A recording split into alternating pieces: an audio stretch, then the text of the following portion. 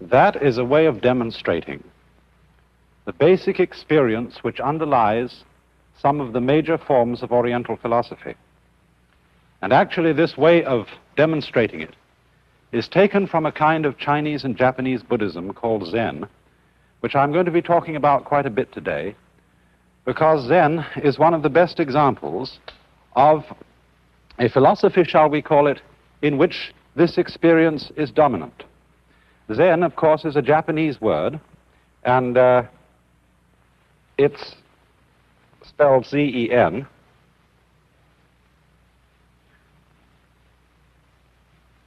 And that is the Japanese way of pronouncing the Chinese word chan. And this, in turn, is the Chinese way of pronouncing an Indian Sanskrit word, dhyana. And dhyana refers to the kind of experience which has been represented in this circle. Another word for it would be a second Sanskrit term, Shunya. And the nearest we can translate Shunya in English is emptiness or void. And so we might say this is an experience of the void. Before trying to explain what this is, and you know the funny thing is it really can't be explained because it has to be felt, because it's a transformation of one's basic feeling, one's basic consciousness of life. But I should mention first that it is characteristic of Eastern philosophy to be based on experience rather than ideas. You see, philosophy in the Western world, especially as it's taught in our universities and academies, is mainly a matter of thinking. It's a matter of trying to arrive at certain clear, positive ideas about the nature of man, the nature of the universe, and so on and so forth. And also religion in the West is somewhat similar because religion is largely concerned with belief in certain ideas. In these basic forms of Eastern philosophy, on the other hand, such as Zen, which is a kind of Buddhism, or Taoism, the basic native philosophy of China, or in Vedanta, which is the central form of Indian philosophy, what is basic to them is not ideas, but a way of experiencing, a way of feeling. And this might be called, as it is here, the void, demonstrated by this circle. Because it is not a void which is just emptiness. This isn't the idea that there are people in the backward worlds of Asia who think that the universe is ultimately nothing at all. It is rather that the void represents complete spiritual freedom. Or you might say, if you don't like the word spiritual, complete psychological freedom. And therefore, I want to try, if I can, to communicate to you, to give you some idea of what this experience is. In Japanese, in Zen, it is called Satori. I'll write that down. It's an unfamiliar word. S-A-T-O-R-I.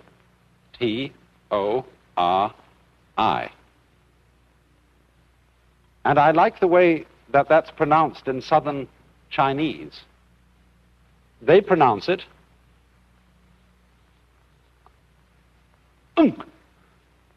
because it's something that happens to you suddenly.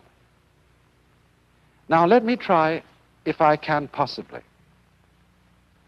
to put into some sort of words what this experience is. This experience, which so far as they are concerned, is the objective of human life.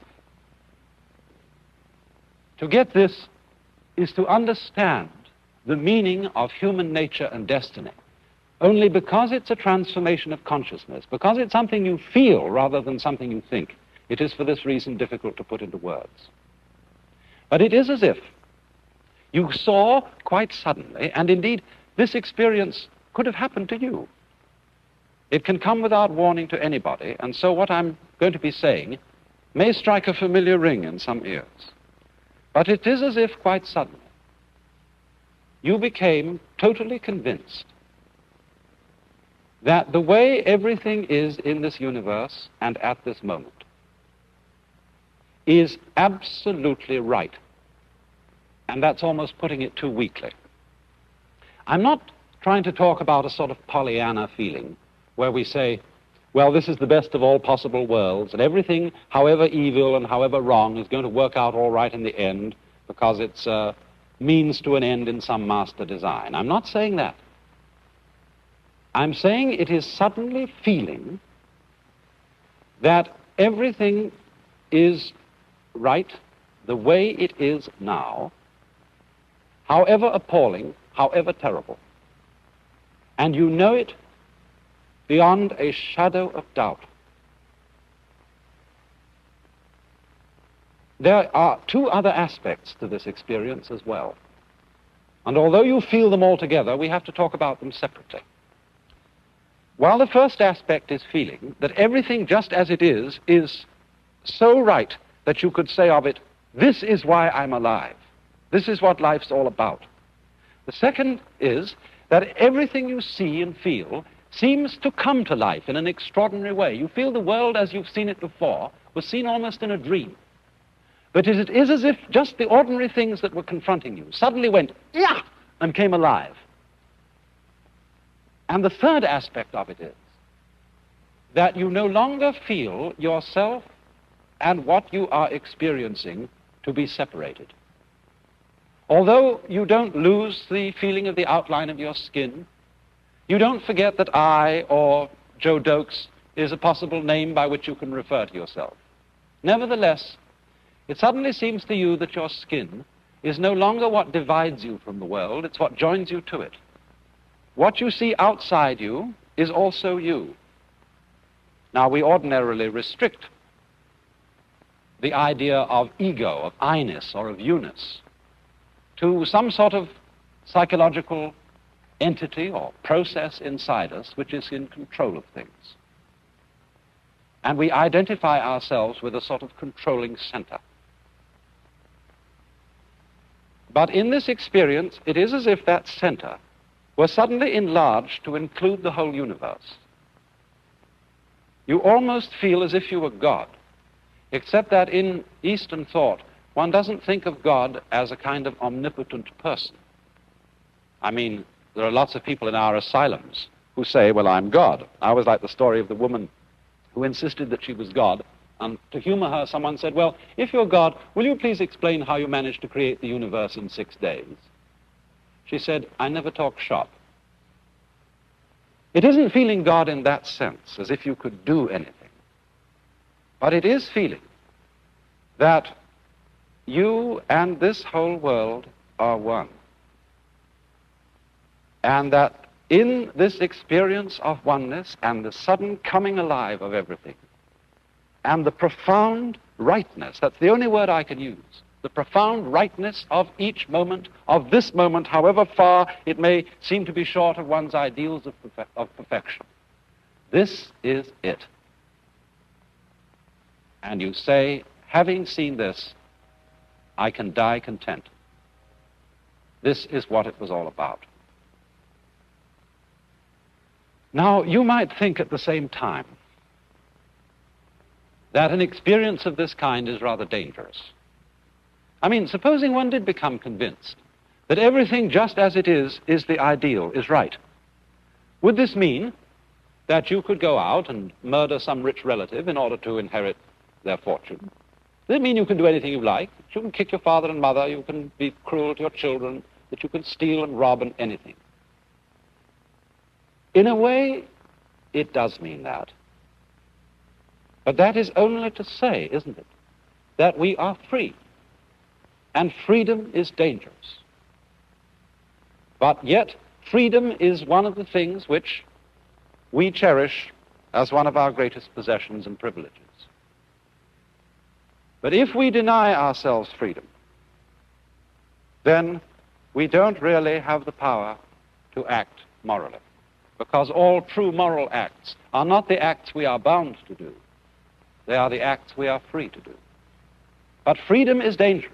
The moment you teach a child to walk, you can teach it to kick its mother. The moment you teach a child to use a knife to cut up its steak with, the child can go and kill someone with a knife.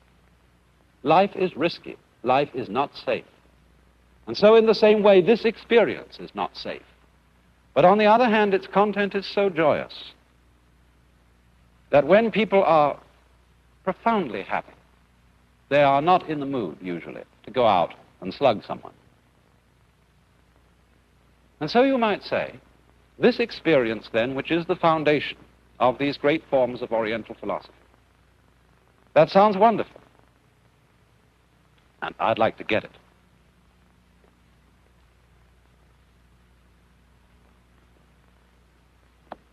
You know, that reminds me of a story. Once a fellow was traveling in England, and he'd lost his way and wanted to get to a certain village.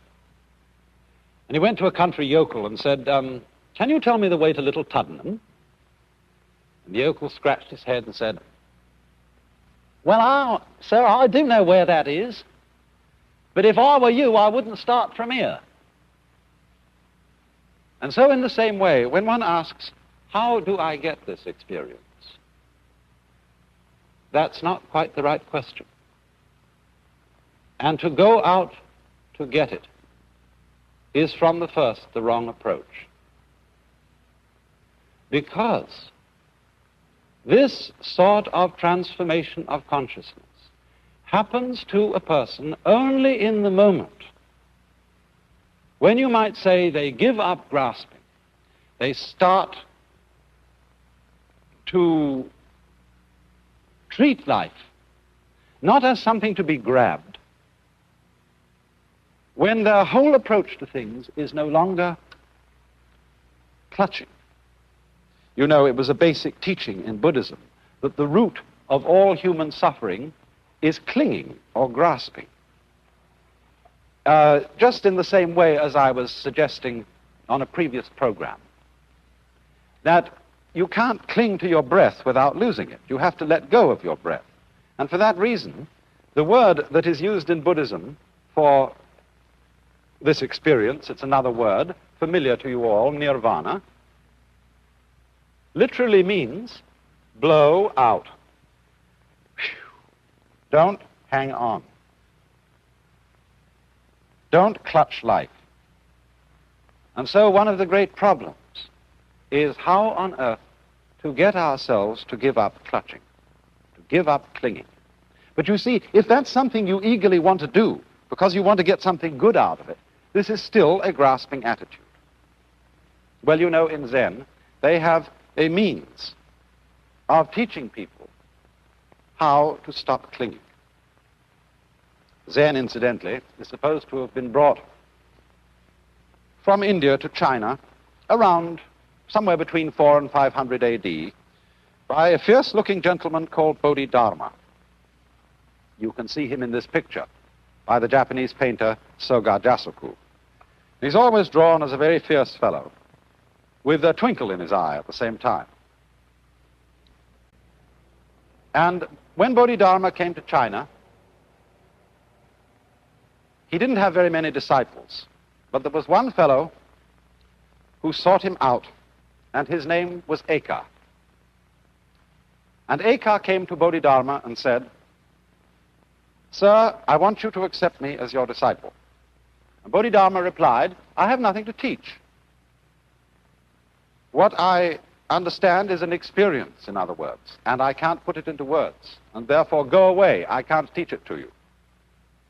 But Eka insisted on being taught, and he waited outside Bodhidharma's cave in the snow, and if you look in the picture by Seshu, you can see Eka standing out there, and Eka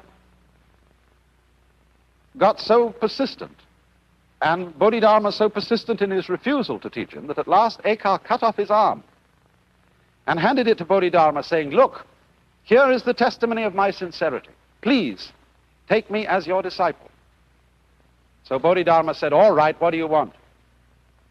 And Eka replied, I have no peace of mind. Please pacify my mind.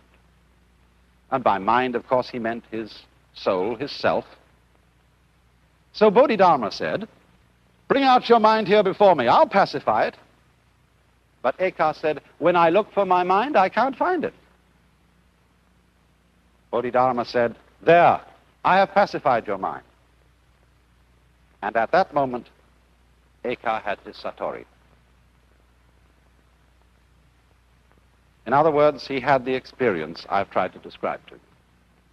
Because Bodhidharma made him really struggle to catch hold of himself, to find that separate ego, that controlling center which all of us tend to believe ourselves to be. But you know, when you look for it, you can't find it. It's like, they say lunatics sometimes sitting in an asylum are doing this. Yes, they sit for hours perhaps in a padded cell doing that, but you can't catch hold of it. You know, perhaps one of the good ways of showing you what this means is through the application of Zen to Japanese fencing. You know, Japanese fencing, or kendo, which means the way of the sword, is done with gruesome swords like this. And the samurai, Japanese feudal soldiery, used to practice Zen to give them courage, and they applied it to the art of fencing. Now, if you go to study with a Japanese fencing master, you will not at first be given a sword and be told how to use it. You'll be made a kind of janitor around the house. And you'll have to do all the little chores, like sweeping the floors, putting away the bedding, washing up the dishes, and so on and so forth. And while you're doing that, the master will get hold of a practice sword. This, you see, is made of bamboo. It's made of about 6 slips of bamboo, loosely tied together, so that if you get hit with it, although it may give you a pretty hard crack, at least you don't get killed. And while the poor boy, who's the apprentice, is doing the household duties, the teacher stalks around with one of these things and unawares gives him a bang on the head. And the boy is expected to defend himself by any means at his disposal. If he's got a saucepan in his hand, use the saucepan. If he's picking up a cushion, use the cushion. And everywhere, always at unknown moments, the teacher sneaks up on him and bangs him on the head. So after a while, the poor fellow is going around, looking this way and looking that, expecting at any moment the teacher to hit him. And he begins in his mind to plan how he can be ready to meet the teacher's assault. And as he goes along a passage, he's expecting the teacher to come right round the corner at the end, and instead of that, just as he's all ready to defend himself, doing, he gets hit on the head from behind. Now, when this has been going on for a little time, there are only 2 possibilities. The apprentice gets a nervous breakdown and quits, or he learns. And what does he learn? He learns that the teacher will always outwit him, that he can never be prepared for an unexpected attack. And so he gives up trying to control the situation. He gives up trying to prepare. In other words, he just wanders around, just like this. Oh, maybe it hits, maybe it doesn't. He gives up caring whether he's going to get hit or not. And at that moment, the teacher gives him the practice sword and says, now you can begin to learn fencing. Because the importance of this is simply that if, say, you're faced with a group of attackers, and you don't know where the next attack is coming from, if you are ready to go for this fellow, and this one is going to come at you, and you're all set to go for him, you have to withdraw from here to go here. But if you're in a middle position, and you're not tensed in mind in any particular direction, you're ready to go in all directions, wherever the attack may come from. And so in exactly the same way, the Zen way of teaching teaches one to see that you cannot be in complete control of your whole life situation. You cannot, in other words, fundamentally possess yourself. And so they set you the problem of trying to find out who you are. Who is the knower behind all your experience? Who is the experiencer? Who is the ego, the I? And they make you search for it and search for it and search for it. Or you could put this in another way. They ask you, and this really amounts to the same thing, act with total sincerity. Show me, in the Zen way of putting it, who you were before your father and mother conceived you. In other words, show me your real, basic, original self. And this means perform an absolutely 100% genuine and sincere act. Well, you know how it is when you try to be sincere. When you try to be natural. You know jolly well that you're trying and that everything you do is a fake.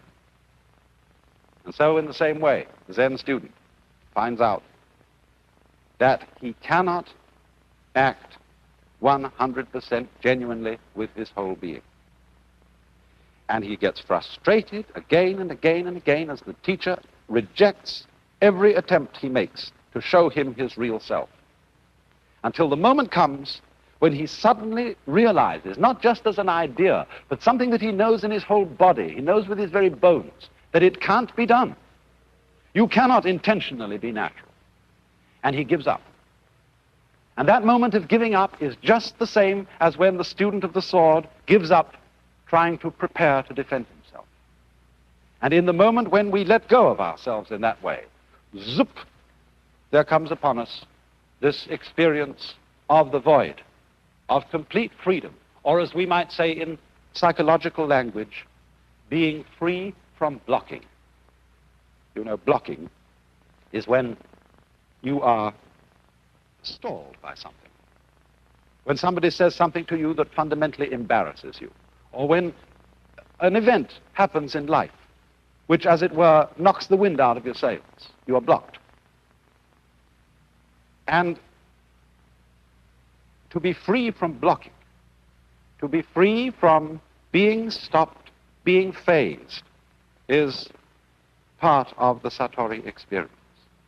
To be able to go straight ahead, as it were, going with the stream of life and not trying to resist the stream.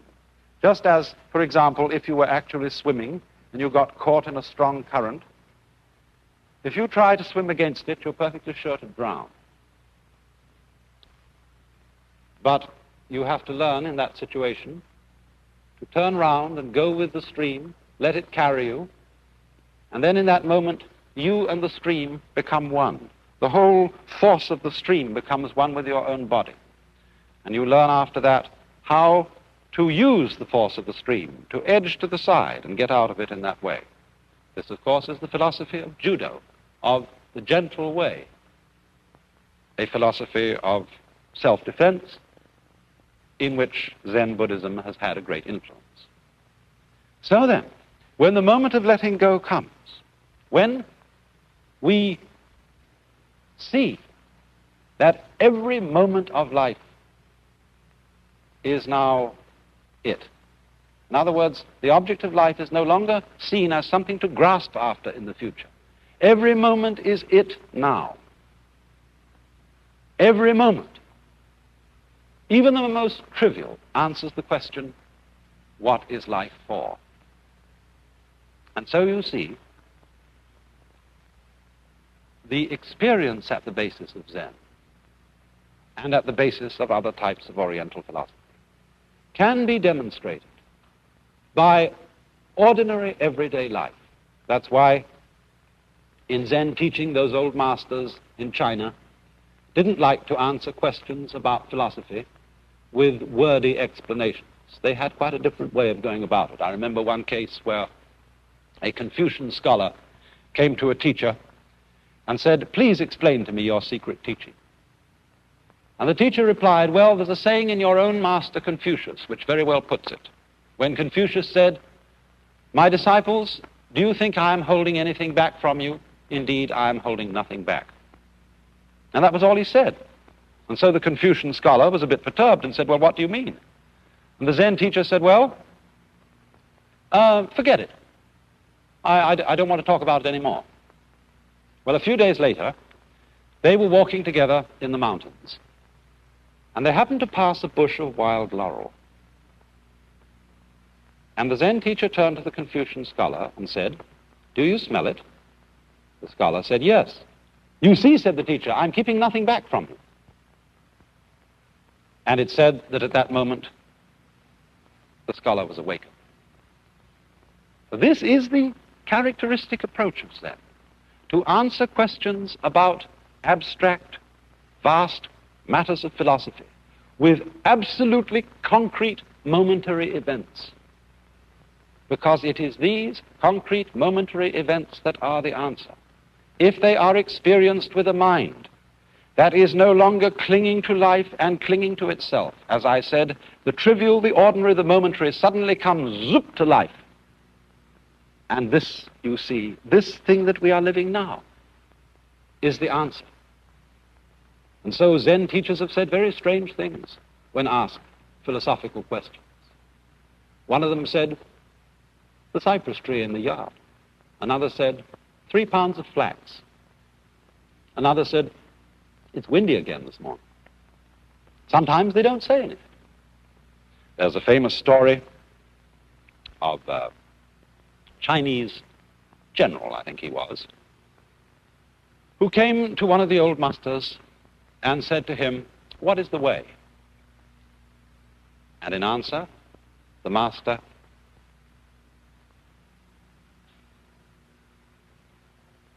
the teacher said, "I don't understand." The master said, "Cloud in the sky, water in the jar."